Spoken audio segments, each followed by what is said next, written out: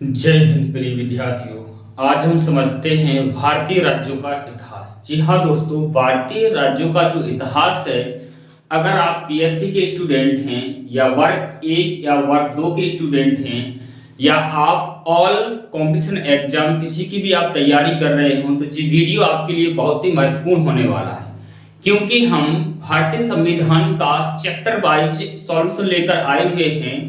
तो एक एक आपको क्रम से आपको वीडियो मिलेगा और आपको कोई भी बुक परचेस करने की जरूरत नहीं है। आप सिर्फ इसी वीडियो को देखकर आप अपना नोट कंप्लीट कर सकते हैं। तो आइए देखते हैं, भारतीय राज्यों के इतिहास में जानते हैं। यहाँ जो भारतीय राज्यों का इतिहास है, यहाँ हम देखते हैं, थोड़ा सा हम यानी समझना है कि जो भारत का जो विभाजन हुआ था, उस विभाजन की थोड़ी सी कहानी समझते हैं। भारत का जो विभाजन हुआ था 14 और 15 अगस्त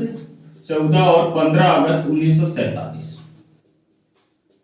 अगर विभाजन की बात की जाए तो भारत का विभाजन हुआ था 14 और 15 अगस्त 1947 में। यहां अगर कहें कि भारत आजाद हुआ था 15 अगस्त 1947 और पाकिस्तान जो नया भारत से एक नया देश बनाया गया था वह 14 अगस्त 1947। आधा घंटे पहले ही रात 11:30 बजे और का टाइम था, तो यहाँ पर एक नया जो राष्ट्र था वो पाकिस्तान बना दिया गया था भारत से अलग करके। और दूसरा जो राज्य आधा घंटे पहले रात 12 बजे इसकी घोषणा की गई थी वह था भारत।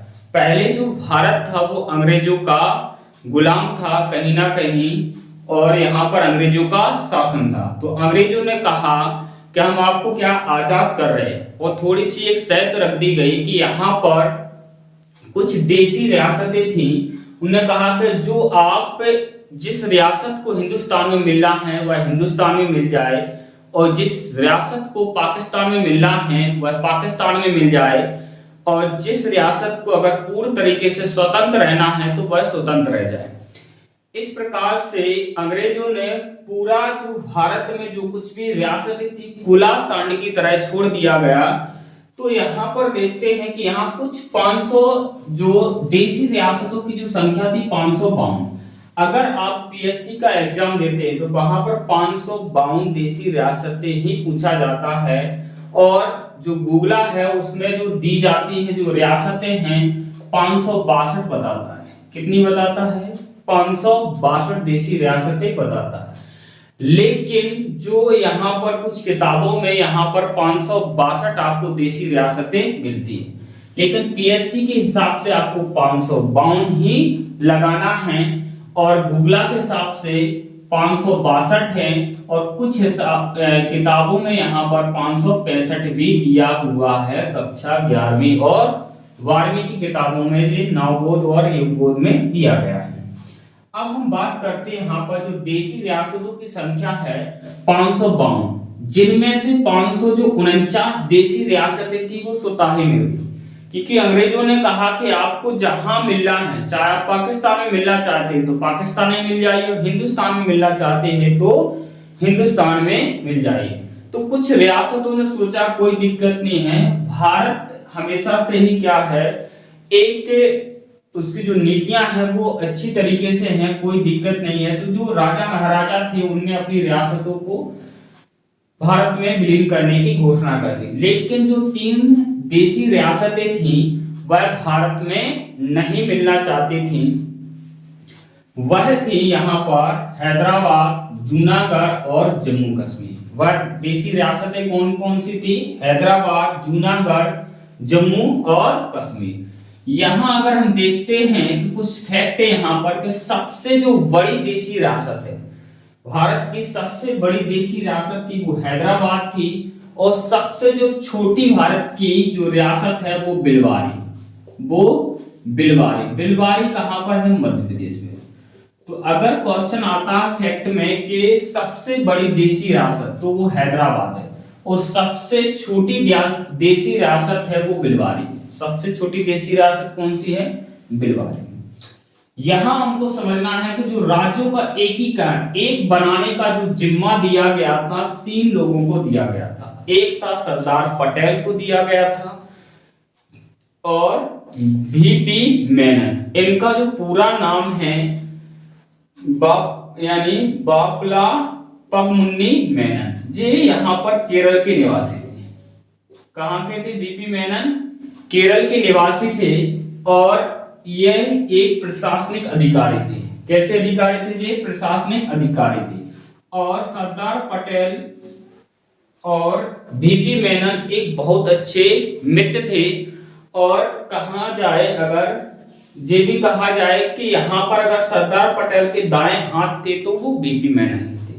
एक यहाँ पर जो अंग्रेजी अधिकारी थे लॉर्ड माउंटबेटन, ही यहाँ के भारतीय राज्यों के एकीकरण में महत्वपूर्ण भूमिका निभाई थी।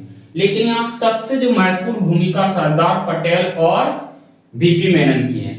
नहीं तो क्या होता कि अगर आपको जम्मू कश्मीर से वो कन्याकुमारी तक जाना होता तो 2-4 वीजा आपको देश के अंदर ही लेने पड़ते। तो सरदार पटेल को नमन करते हैं। इन्होंने क्या है, देश को एक बनाने के लिए महत्वपूर्ण योगदान दिया है। वीपी मेनन साहब का भी बहुत योगदान है। तो आइए देखते हैं यहाँ पर जो इनको सभी देशी रियासतें भारत में विलय होगी, लेकिन जो 3 देशी रियासतें थी वो हैदराबाद थी और जूनागढ़ और जम्मू कश्मीर। जो 3 देशी रियासतें थी इनको मिलाने का जो जिम्मा दिया गया था इन 3 को दिया गया था। सरदार पटेल, वीपी मेनन और लॉर्ड माउंटबेटन को दिया गया था। इसमें से अब हमको एक एक देशी रियासतों को समझना है। इनसे बहुत सारे क्वेश्चन बनते हैं कि हैदराबाद रियासत के जो निजाम कौन थे, जूनागढ़ हो गया, जम्मू कश्मीर हो गया। तो आइए हम देखते हैं हैदराबाद रियासत समझते हैं। जो हैदराबाद जो देशी रियासत है वहां के जो निजाम थे उस्मान अली खान। हैदराबाद के जो निजाम थे वो उस्मान अली खान थे और उस्मान अली खान हैदराबाद को किसमें मिलाना चाहते थे? पाकिस्तान में। तो हैदराबाद के जो निजाम थे वो उस्मान अली खान थे और हैदराबाद को किसमें मिलाना चाहते थे? वो पाकिस्तान में मिलाना चाहते थे। ये खबर मिली है सरदार वल्लभ भाई पटेल को। तो सरदार वल्लभ भाई पटेल के जो विश्वसनीय मित्र थे वीपी मेनन को यहाँ पर उस्मान अली के पास भेजा हैदराबाद में। जब यहाँ पर हम थोड़ी सी कहानी लेते हैं, जब वीपी मेनन को उस्मान अली के पास भेजा गया तो समझाने के लिए भेजा गया कि आप हैदराबाद को पाकिस्तान में क्यों मिलाना चाहते हैं। तो यहाँ पर कहीं ना कहीं जो यानी उस्मान अली खान का जो जवाब होगा वह होगा कि क्यों ना यहाँ पर जो पाकिस्तान है, पाकिस्तान मुस्लिमों का देश है और उस्मान अली खान भी मुसलमान हैं। तो इसका मतलब है कि मुसलमान है तो मुसलमान को मुसलमान का साथ देना चाहिए। लेकिन मुसलमान का यहाँ पर जो साथ तो देना चाहिए और यहाँ पर उन्होंने कहा कि क्यों ना हम मुसलमान हैं। जो भारत का विभाजन हुआ है वो हिंदू और मुस्लिम के आधार पर हुआ है। तो इस वजह से हम क्या है, हम भी यहाँ पर मुसलमान है तो हम भी क्यों ना पाकिस्तान में मिल जाएं। पाकिस्तान का मतलब होता है खुशहाल का देश। तो वीपी मेनन ने समझाया कि खुशहाल का देश अभी आपको लग रहा है, लेकिन उनकी खुद की अपनी बातें नहीं, यानी जो सॉल्यूशन हो रहा है, आपका सॉल्यूशन क्या करेंगे? वहां पहले से ही मारकाट चल रही है और भारत आपको क्या है, किसी प्रकार से कोई दिक्कत नहीं आएगी, आप यहीं पर रहिए, आप भारत के ही पहले से हिस्सा हैं। यहाँ तक कि पाकिस्तान भी भारत का हिस्सा है, वो तो बिगड़ गया है, अलग हो गया है, कोई दिक्कत नहीं, आप इसमें मिल जाएगी। तो वीपी मेनन की लाख समझाने के बाद उस्मान अली खान समझने वाले नहीं थे। तो वीपी मेनन ने कहा कि एक काम करते हैं, अगर इस प्रकार से आप नहीं समझते तो उन्होंने सभी पैरते, साम नाम दंड भेद सभी पैरतों को अपना लिया। जब उन्होंने कहा कि आप नहीं मानते हो तो एक काम कर देते हैं, आपके ऊपर हम सीधा सैनिक कार्रवाई कर देंगे। क्या कर देंगे? सैनिक कार्रवाई कर देंगे। सैनिक कार्रवाई कर देंगे, अच्छा ऐसी बात है। तो उस्मान अली खान ने यूएनओ में फोन कर दिया। जैसे ही यूएन में फोन किया कि हमारे ऊपर सरदार पटेल हैं वो सैनिक कार्रवाई करना चाहते हैं। तो यहाँ पर जो सरदार पटेल हैं, सरदार पटेल के पास यहाँ पर यूएन से आ गया लेटर। सरदार पटेल के पास क्या आ गया? यूएन से लेटर आ गया कि आप हैदराबाद पे सैनिक कार्यवाही नहीं कर सकते। तो सरदार पटेल ने कहा कि जो हैदराबाद है, जो हैदराबाद है, ये क्या है? पेट का कैंसर है। क्या है? पेट का कैंसर है। हैदराबाद क्या है? पेट का कैंसर है। और अगर क्या है, उन्होंने कहा कि पेट अगर कैंसर हो जाता है तो कहीं ना कहीं हिस्से को काटा जाता है, लेकिन हैदराबाद को काट नहीं सकते। अगर पेट ही नहीं रहा तो इंसान क्या रहेगा? तो उन्होंने कहा एक काम करते हैं, जो वहां पर जो सैनिक थे उनकी सैनिक कार्रवाई नहीं करेंगे तो क्या हुआ? सैनिकों को बुलाया कि आइए, अब क्या है, हैदराबाद का जो इलाज करने का है वो टाइम आ गया। सैनिकों को बुलाया, उन्होंने कहा एक काम करो, आप जो हैदराबाद है, हैदराबाद को आज हमको क्या है, उसको सिखाना है, उसका पूरी तरीके से इलाज कर देना है। और यहाँ पर जो कहा गया सैनिकों से, एक काम करिए, आप अपनी वर्दी को निकाल लीजिए। और उनको सैनिकों की जो वर्दी है निकाल कर उन्हें पुलिस की वर्दी पहना दी गई। और जिस प्रकार से उस्मान अली खान को पता चला कि यहाँ पर सरदार पटेल ने यहाँ पर पुलिस कार्रवाई कर दी है, तो ना कोई दिक्कत नहीं है, पुलिसी वाले तो हैं, क्या कर लेंगे हमारा, ठीक है नहीं, पुलिसी वाले तो हैं, क्या कर लेंगे हमारा। और उस्मान अली खान को चिंता में कोई दिक्कत नहीं है, आराम से बढ़िया था। तो इतने सरदार पटेल ने यहाँ पर जैसे ही सेना उतारी, धड़ाधड़ एक तरीके से करना शुरू कर दिया। 24 घंटे के अंदर अंदर हैदराबाद के निजाम ने सरेंडर कर दिया कि महाराज हमको वक्त दीजिए, कोई दिक्कत नहीं है, हम क्या है हैदराबाद को भारत में विलय करने के लिए तैयार हैं। तो यहाँ पर एक थोड़ा सा ध्यान रखना है कि यहाँ पर जो भारतीय सैनिकों के द्वारा ऑपरेशन पोलो क्या चलाया गया? ऑपरेशन पोलो। ऑपरेशन पोलो के तहत यानी जो हैदराबाद है, हैदराबाद रियासत को मिलाया गया था। और सैनिक कार्रवाई के द्वारा इसको मिलाया कब गया था? तो निजाम ने सिलेंडर कर दिया और 17 सितंबर 1948 को हैदराबाद को पाकिस्तान में विलय करने की घोषणा कर दी। तो इस प्रकार से और यहाँ पर जो हैदराबाद को भारत में मिला लिया गया, किसके तहत? सैनिक कार्रवाई के तहत। अब क्वेश्चन क्या आते हैं वो सुनिए। क्वेश्चन ये आता है कि हैदराबाद जो रियासत है, यहाँ के जो निजाम कौन थे? तो कौन थे? उस्मान अली खान। हैदराबाद को उस्मान अली खान कहाँ मिलाना चाहते थे? पाकिस्तान में मिलाना चाहते थे। सरदार पटेल ने किनको भेजा था? तो बीपी मेनन को भेजा था। यहाँ पर जो उस्मान अली खान ने यूएन में फोन लगाया और कहा कि जो पटेल साहब है हमारे ऊपर सैनिक कार्रवाई कर रहे हैं। तो जो सेना थी, सेना के भेष में किनको भेजा गया था? पुलिस वालों को भेजा गया था, ठीक है नहीं।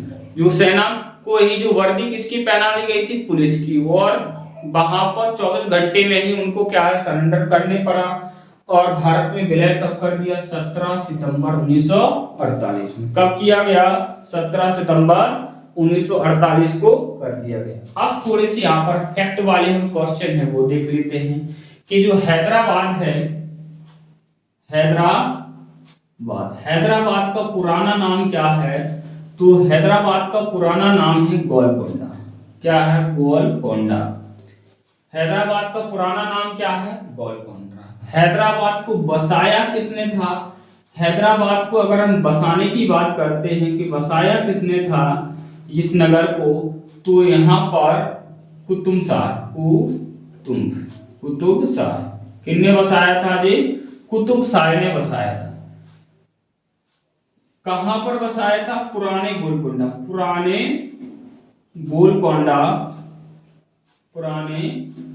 गोलकोंडा के किनारे, मूसा नदी के किनारे। किस नदी के किनारे? मूसा नदी के किनारे बसाया था। और इनका नाम क्या दिया गया था? हैदराबाद। किसने बसाया था जी? कुतुब शाह ने बसाया था। किस नदी के किनारे बसाया था? मूसा नदी के किनारे बसाया था। और हैदराबाद किस पठार का हिस्सा है? तो वो आता है दक्कन। किसका हिस्सा है?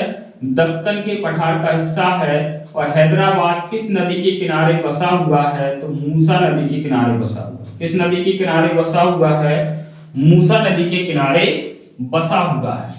तो इस प्रकार से हैदराबाद है, हैदराबाद का पूरा यानी बायोडाटा इस प्रकार से दिया गया है। यहाँ पर हम नेक्स्ट रियासत को समझते हैं, जूनागढ़ रियासत को। जूनागढ़ रियासत के बारे में अब ये समझते हैं कि जो जूनागढ़ है वो कहाँ पर है? तो जूनागढ़ कहाँ है? गुजरात में। जूनागढ़ कहाँ पर है? वर्तमान में गुजरात में है। जूनागढ़ के जो निजाम थे, जूनागढ़ के निजाम मोहम्मद महाबत खान थे। और मोहम्मद खान क्या है? जो जूनागढ़ है, जूनागढ़ को मिलाना चाहते थे पाकिस्तान में। जूनागढ़ को मिलाना चाहते थे पाकिस्तान में, क्योंकि यहाँ पर जो मोहम्मद खान थे वो मुस्लिम थे। मोहम्मद खान कौन थे? मुस्लिम थे। मोहम्मद खान मुस्लिम थे। और जो जूनागढ़ की जो जनता थी, जूनागढ़ की जनता थी वह थी हिंदू। जूनागढ़ की अधिकतर जनता क्या थी? हिंदू थी। तो सरदार पटेल ने यहाँ पर जब पता चला कि जो यहाँ के जो महाबत खान हैं जूनागढ़ को पाकिस्तान में मिलाने की घोषणा कर दी है, तो सरदार पटेल ने भेजा बीपी मेनन को। किनको भेजा? अपने विश्वसनीय मित्र बीपी मेनन को भेजा और जूनागढ़ भेजा। और जूनागढ़ इनकी मुलाकात करवाई महाबत खान से। महाबत खान को यानी बीपी मेनन ने समझाया कि आप क्या है पाकिस्तान में क्यों मिलना चाहते थे? तो सीधा सा उनका यही जवाब होगा कि जब जिस प्रकार से सभी जो मुस्लिम ही देश, हमारा जो मुसलमानों का देश पाकिस्तान बन गया है, तो कहीं ना कहीं हमको भी पाकिस्तान में मिलना चाहिए कि भैया तुम तो मुस्लिम हो लेकिन यहाँ की जनता अधिकतर क्या है? हिंदू है, तो इनको आप क्यों घसीट के ले जा रहे हो? ठीक है। तो यहाँ लेकिन उनकी बात मानने के लिए तैयार नहीं था। तो यहाँ पर वीपी मेनन, सरदार वल्लभ भाई पटेल और लॉर्ड माउंटबेटन ने यहाँ पर योजना बनाई और जनता से यहाँ पर ज्यादा से ज्यादा जनसंपर्क किया और जनता से पूछा कि आप क्या पाकिस्तान में मिलना चाहते हैं? पाकिस्तान की नीतियां क्या होगी? आपको अधिकार वो मिलेंगे या नहीं मिलेंगे? क्योंकि उनका जो देश रहेगा वो अलग ही प्रकार से, उनकी जो नीतियां हैं, नीतियों का कोई क्लियर नहीं है। आप वहां जाएंगे तो आपको अधिकार वो नहीं मिलेंगे। लेकिन यहाँ जो भारत का जो संविधान यहाँ पर कार्य चल रहा है, तो वहां आपको सभी अधिकारों का विधिवत तरीके से ध्यान रखा जाएगा। तो जनता को यानी वहां पर कहा गया कि जो मुस्लिम हैं, मुस्लिमों का कोई क्लियर नहीं है कि आपके साथ क्या करेंगे। तो जनता को पूरी तरीके से समझाया और कहीं ना कहीं बीपी मेनन जनता को समझाने में सफल रहे। तो जनता को पूरा तरीके से भारत ने अपने कंट्रोल में जूनागढ़ की जनता को कर लिया और महाबत खान से कहा कि एक काम करो, आपको अगर पाकिस्तान में मिलना है तो हमको कोई इतराज नहीं है। एक काम करो, इसकी जनता से तो पूछ लीजिए। तो जनता से यहाँ पर करवाया गया जनमत संग्रह। क्या करवाया गया? जनमत संग्रह। जनमत संग्रह करवाया गया। तो जनमत संग्रह में अधिकतर वोट भारत के पक्ष में पड़े। अधिकतर वोट किसके पक्ष में पड़े? भारत के पक्ष में पड़े कि हमको तो क्या है, भारत में ही मिलना है। तो कहीं ना कहीं बीपी मेनन ने कहा कि एक काम करिए, अब भारत में मिलना चाहती है जूनागढ़ की जनता, तो आपको अगर नहीं यहाँ पर भारत में रहना है तो आप जा सकते हैं, ठीक है, नहीं आपको कोई नहीं रोकता है। लेकिन जूनागढ़ है वो भारत में ही रहेगी और भारत को यहाँ पर यानी जूनागढ़ को यहाँ पर भारत में विलय कर दिया गया। कब किया गया? 1 दिसंबर 1948 को। 1 दिसंबर 1948 को जूनागढ़ को भी भारत में मिला दिया गया। जूनागढ़ को भी भारत में मिला लिया गया, तो यहाँ पर याद आपको क्या रखना है कि जूनागढ़ कहाँ पर है? गुजरात में। जूनागढ़ कहाँ पर है? गुजरात। जूनागढ़ के जो निजाम हैं, नवाब हैं, वो कौन थे? मोहम्मद महावत खान। जूनागढ़ को ये यहाँ के जो निजाम थे कहाँ मिलाना चाहते थे? पाकिस्तान में मिलाना चाहते थे, लेकिन जूनागढ़ की जो अधिकतर जो जनता थी वह हिंदू थी और यहाँ का निजाम क्या था? मुस्लिम था। तो सरदार पटेल ने किनको भेजा? वीपी मेनन को भेजा। और वीपी मेनन ने कहीं ना कहीं पहले तो निजाम को समझाया कि आप यानी पाकिस्तान में नहीं मिलिए, लेकिन निजाम मानने के लिए तैयार नहीं था। तो वीपी मेनन और हमारे जो भारत के सलाहकार है उनने भारत की जो जनता थी यानी अर्थात जो जूनागढ़ की जनता थी उनको समझाया कि आप क्या है पाकिस्तान में, तुम्हारा जो निजाम है तुमको पाकिस्तान में जबरदस्ती मिला रहा, क्या आप पाकिस्तान में मिलना चाहते हैं? तो जनता ने कहा कि वाला हम हिंदुस्तान में हमारा जन्म हुआ है, हिंदुस्तान की हम मिट्टी में खेले हुए हैं, हम पाकिस्तान में क्यों मिलेंगे, हम भी हिंदुस्तान में रहेंगे। तो यहाँ पर जो जनमत संग्रह करवाया गया, तो जनमत संग्रह में जो वोट किसके पक्ष में पड़े? भारत के पक्ष में पड़े। और जनमत संग्रह के माध्यम से ही 1 दिसंबर 1948 में जूनागढ़ को भी भारत में मिला लिया गया। अब हमको समझना है कि जो जम्मू कश्मीर की जो रियासत है, जम्मू के बारे में, जम्मू कश्मीर रियासत की थोड़ी सी कहानी ही अलग है। जम्मू कश्मीर के जो राजा थे, जम्मू कश्मीर के राजा कौन थे? राजा हरि सिंह थे। राजा का नाम क्या था? हरि सिंह। और ये हिंदू राजा था। कैसा राजा था? हिंदू। और कौन सा? डोगरा शासक, यानी डोगरा शासक था। इनका जो प्रधानमंत्री था शेख अब्दुल्ला था, ये मुसलमान था। शेख अब्दुल्ला कौन था? मुसलमान। लेकिन इनमें थोड़ा सा अलग क्या है कि यहाँ पर सभी रियासतों से बिल्कुल अलग कहानी है। कहानी क्या है कि यहाँ का राजा था हिंदू और जूनागढ़ और हैदराबाद का राजा क्या था? मुस्लिम था। और यहाँ की जो जनता है वह क्या है? मुस्लिम है। और जूनागढ़ की जनता क्या थी? अधिकतर हिंदू थी। यहाँ अधिकतर क्या है? मुस्लिम जनता है। और यहाँ का जो राजा है, राजा हरि सिंह, जम्मू कश्मीर को एक स्वतंत्र देश बनाना चाहता है। एक क्या है? स्वतंत्र देश बनाना चाहता है। तो उन्होंने कहा कि हम क्या है, जो जम्मू कश्मीर का राजा हरि सिंह है, जम्मू कश्मीर को एक स्वतंत्र देश बनाना चाहता था, क्योंकि वहां का जो राजा था, राजा हिंदू था और जनता अधिकतर क्या थी? मुस्लिम थी। जनता यहाँ की अधिकतर मुस्लिम थी। लेकिन इनको यह पता नहीं है राजा साहब को कि देश बनाने के लिए बहुत कुछ चाहिए। यहाँ का आईटी सेक्टर बहुत ही मजबूत होना चाहिए, सेना बेहतरीन होना चाहिए, इंफ्रास्ट्रक्चर बेहतरीन होना चाहिए, यहाँ पर जो आर्थिक व्यवस्था है, कृषि व्यवस्था है, वो ठीक ठाक होना चाहिए। यहाँ पर यानी कुछ तो है नहीं है, पहाड़ी एरिया है सिर्फ, यानी यहाँ पर काजू बादाम वगैरह या सेब से ही क्या है देश की अर्थव्यवस्था नहीं चलती है। तो इनको क्या है, इनको अपनी अलग से लगने लगा कि हमको क्या है कहीं ना कहीं जम्मू कश्मीर को एक स्वतंत्र देश बनाना है। तो कोई दिक्कत नहीं। उन्होंने कहा कि अब जैसे ही यानी सरदार पटेल ने कहा कि एक काम करते हैं, इनके ऊपर थोड़ा यानी दबाव डालते हैं। तो इंग्लैंड जो सरकार थी, क्योंकि वो अभी इन्हें पूरी तरीके से आजाद नहीं किया था, तो उन्होंने कहा कि आप इनके ऊपर कोई भी दबाव नहीं डाल सकते, कोई दिक्कत नहीं है। तो समय क्या है यहाँ पर 22 अक्टूबर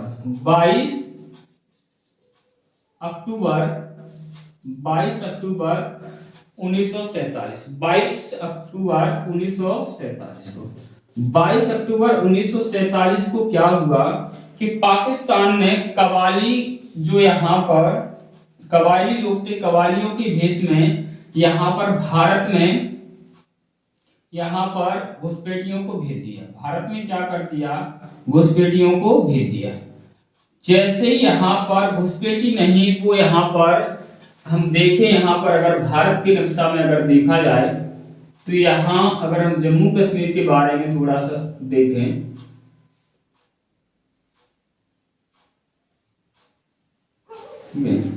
तो यहाँ का जो इलाका है जम्मू कश्मीर का इलाका है, इस इलाके में यहाँ पर सेना को 22 अक्टूबर को यहाँ पर भेज दिया। और यहाँ पर क्या किया गया, जो कवालियों के भेष में पाकिस्तान की जो सेना थी, कवालियों के भेष में क्या थी, पाकिस्तान की जो सेना थी, यहाँ पर यानी पीओके में इन्हें बेहतरीन तरीके से अपना दबदबा यहाँ पर कायम किया। और यहाँ पर इतने तरीके से उन्होंने पूरे में आतंक मचाया कि यहाँ पर जितनी उनकी महिलाएं थी उनके साथ यानी बहुत ही घिनौना काम किया गया, उनके साथ बलात्कार किया गया, पिता के सामने उसकी बेटी का बलात्कार किया गया। तो बहुत ही लगभग ये कहा जाता है कि लगभग 30,000 महिलाओं का यहाँ पर इन्होंने बलात्कार किया हुआ। तो यहाँ जैसे ही ये खबर मिली राजा हरि सिंह को, किनको मिली, राजा हरि सिंह को, जैसे ही राजा हरि सिंह को ये खबर मिली कि पाकिस्तान ने कवालियों के भेष में अपनी सेना को भारत में प्रवेश करवा दिया है, जम्मू कश्मीर में प्रवेश करवा दिया है, तो कहीं ना कहीं इतना यानी निर्दयी तरीके से लोगों को मार रहा था, बहन बेटियों का बलात्कार कर रहा, तो राजा हरि सिंह डर गए। राजा हरि सिंह ने सोचा कि क्यों ना एक काम करते हैं, भारत में ही मिलना ज्यादा बेटर रहेगा और कोई चारा है नहीं है। तो राजा हरि सिंह भागे भागे आए यहाँ पर जवाहरलाल नेहरू के पास, जवाहरलाल नेहरू के पास। उन्होंने कहा महाराज हमको बचा लीजिए। तो नेहरू ने कहा कोई दिक्कत नहीं, आइए हम आपको क्या है बचाने की पूरी कोशिश करते हैं। तो सरदार पटेल आए, उनके रहने दो, थोड़ा रुक जाइए, बहुत अपना स्वतंत्र देश बनाएंगे, इनसे कहो हम आपको एक ही शर्त पर बचाएंगे। उन्होंने कहा महाराज हमको आप बचा लीजिए, शर्त कोई भी हो मानने के लिए हम तैयार हैं। या मानने के लिए तैयार है तो एक काम करो, विलय पत्र पर हस्ताक्षर करो। क्या करो आप, विलय पत्र पर हस्ताक्षर करिए। तो इन्होंने कहा कि कोई दिक्कत नहीं है, आपकी शर्त है तो थोड़ी सी हमारी भी शर्त है कि जो भारत के कुछ कानून होंगे वह जम्मू कश्मीर में लागू नहीं होंगे। तो सरदार पटेल ने कहा कि कोई दिक्कत नहीं है। अंबेडकर जी से भी पूछा गया कि यहाँ पर जो राजा हरि सिंह है और यहाँ के इनके जो प्रधानमंत्री है शेख अब्दुल्ला है, कुछ नियम कानून बता रहे हैं कि अगर क्या हम भारत में मिलेंगे तो हमारे कुछ नियम कायदे कानून अलग होना चाहिए। उन्हें कोई दिक्कत नहीं है, वो काम हमारा, हम क्या संविधान को लिख रहे हैं, कहाँ कौन कानून को फिट करना है वो जिम्मेदारी हमारी है। अभी काम ये है कि यानी इनको सिर्फ यानी हमारा जो जम्मू कश्मीर है उनको बचाइए। तो इन्होंने क्या है 26 अक्टूबर 1947 को 26 अक्टूबर 1947 को विलय पत्र पर कर दिए हस्ताक्षर। 26 अक्टूबर 1947 को कितने यानी 4 दिन बाद, 4 ही दिन हुए थे। और यहाँ पर क्योंकि जो पाकिस्तान की सेना है भारत के बहुत अंदर तक प्रवेश कर चुकी थी, और यहाँ पर जो सरदार पटेल ने अपनी सेना को, क्योंकि सरदार पटेल उस समय गृह मंत्री थे, तो गृह मंत्री ने अपनी सेना को ऑर्डर दिया कि एक काम करो, दुश्मनों ने हमारे क्या कश्मीर के ऊपर आक्रमण कर दिया है, कश्मीर अब हमारा है, कश्मीर भारत में विलय हो चुका है, तो इसकी जिम्मेदारी यहाँ पर ब्रिगेडियर उस्मानी को दी गई। किनको दी गई, ब्रिगेडियर उस्मानी। इनकी जिम्मेदारी किनको दी गई, ब्रिगेडियर उस्मानी को दी गई। और ब्रिगेडियर यहाँ पर जो कश्मीर में है नौशेरा, कश्मीर में क्या पर है, यहाँ पर नौशेरा। तो ब्रिगेडियर उस्मानी को नौशेरा का सिर कहा जाता है। ब्रिगेडियर उस्मानी को क्या कहा जाता है, नौशेरा का सिर। ब्रिगेडियर उस्मानी ने कसम खाई कि जब तक कि हम क्या है पाकिस्तान को अपनी जमीन से खदेड़ नहीं देते, जब तक कि हम जमीन पर ही सोएंगे। तो ब्रिगेडियर उस्मानी ने कहा, जब से ब्रिगेडियर उस्मानी ने यहाँ पर अपनी सेना उतारी, अपना यहाँ पर पूरी सेना ने यहाँ पर अपना कंट्रोल में एरिया को लिया, ब्रिगेडियर उस्मानी ने यहाँ पर कसम खाई थी कि जब तक कि हम पाकिस्तानियों को खदेड़ ना दें तब तक हम जमीन पर सोएंगे। और यहाँ जैसे ही ब्रिगेडियर उस्मानी यहाँ पर पहुंचे, 1 इंच भी पाकिस्तानी सेना अंदर नहीं घुस पाई। और यहाँ पर क्या है, कश्मीर को यहाँ पूरी तरीके से अपने कंट्रोल में ले लिया। लेकिन यहाँ पर यानी बहुत ही दुखदायी घटना हुई कि ब्रिगेडियर उस्मानी जैसे ही वहां पर अपनी सेना को मनोबल बढ़ा रहे थे, और मनोबल बढ़ाते ही समय एक तोप का गोला आया और डायरेक्ट उनके सीने में यानी गला, और ब्रिगेडियर उस्मानी वहां पर शहीद हो गए। और इस प्रकार से लेकिन युद्ध को वो पूरी तरीके से जीत चुके थे। यहाँ क्या हुआ कि जो जवाहरलाल नेहरू हैं, एक अपने आप को एक विश्व में एक उभरना चाहते थे, तो इनने क्या किया, इस केस को यूएनओ में डाल दिया। यूएनओ में यहाँ पर केस को डाल दिया और यूएनओ के कहीं ना कहीं यानी वजह से यूएनओ के यहाँ पर दबाव के कारण भारत और पाकिस्तान युद्ध को यहाँ पर रोक दिया गया और इस मुकदमे को यहाँ पर सुलझा दिया गया कि कश्मीर यानी किसका हिस्सा होगा।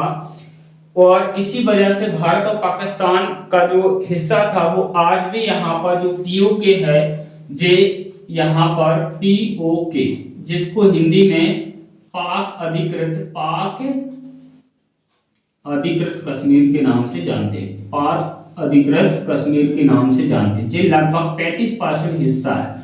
टोटल कश्मीर का 35% जो हिस्सा है वो कौन सा है, पीओके। और जी किसके पास है, जे पाकिस्तान के पास है। आज भी जी सिर्फ एक गलती हो या कुछ भी आप समझिए यहाँ पर कि जवाहरलाल नेहरू की वजह से यहाँ पर थोड़ा कुछ ना कुछ इशू आया, लेकिन नहीं तो क्या है, भारतीय सेना यहाँ उनको क्या है, 1 या 2 दिन में आराम से वो कब्जा कर लेती। एक बार उनको खुला छूट दे देना चाहिए था कि यहाँ पर एक काम करो, कोई दिक्कत नहीं है, बाद में मैटर को सुलझा लेंगे।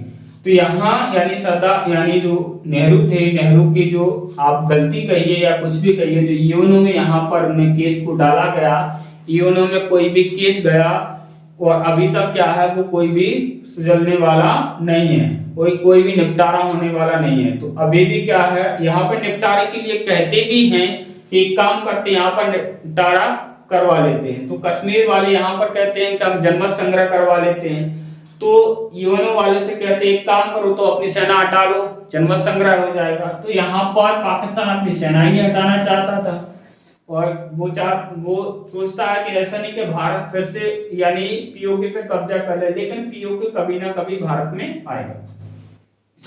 तो यहाँ पर हमारा जो मेन मकसद था जम्मू कश्मीर रियासत को समझना। जम्मू कश्मीर की जो रियासत है उनके राजा कौन थे, हरि सिंह थे। प्रधानमंत्री कौन थे, शेख अब्दुल्ला थे। और यहाँ के जो राजा कौन था, हिंदू था। जनता यहाँ अधिकतर मुस्लिम थी और जम्मू कश्मीर को एक स्वतंत्र देश बनाना चाहते थे। क्या बनाना चाहते थे, स्वतंत्र देश बनाना चाहते थे। लेकिन पाकिस्तान ने कबालियों की घुसपैठ की आड़ में यहाँ पर 22 अक्टूबर को ही हमला कर दिया पीओके पर। पीओके पर जैसे हमला किया, बहुत हद तक यानी सेना यानी अंदर बढ़ चुकी थी और इनकी खबर राजा हरि सिंह को मिली और राजा हरि सिंह भागे भागे नेहरू के पास आए। नेहरू से कहा महाराज हमको बचा लीजिए। तो उन्होंने कहा, सरदार पटेल ने कहा एक ही शर्त पे आपको बचाएंगे कि आप बिलापत पर हस्ताक्षर करिए। तो यहाँ पर 26 अक्टूबर 1947 को बिलापत पर हस्ताक्षर किए और जम्मू कश्मीर भारत का अंग बन गया। इस प्रकार से यानी जम्मू कश्मीर रियासत को भारत में मिलाया गया। आई होप, मैं आशा करता हूं कि जो भारतीय राज्यों का जो इतिहास है इसका जो आगे की जो क्लास में नेक्स्ट बताएंगे। यहाँ तक का अगर आपको क्लास पसंद आई हो तो वीडियो को लाइक करें, शेयर करें और हमारे चैनल को सब्सक्राइब करें। जय हिंद। Next class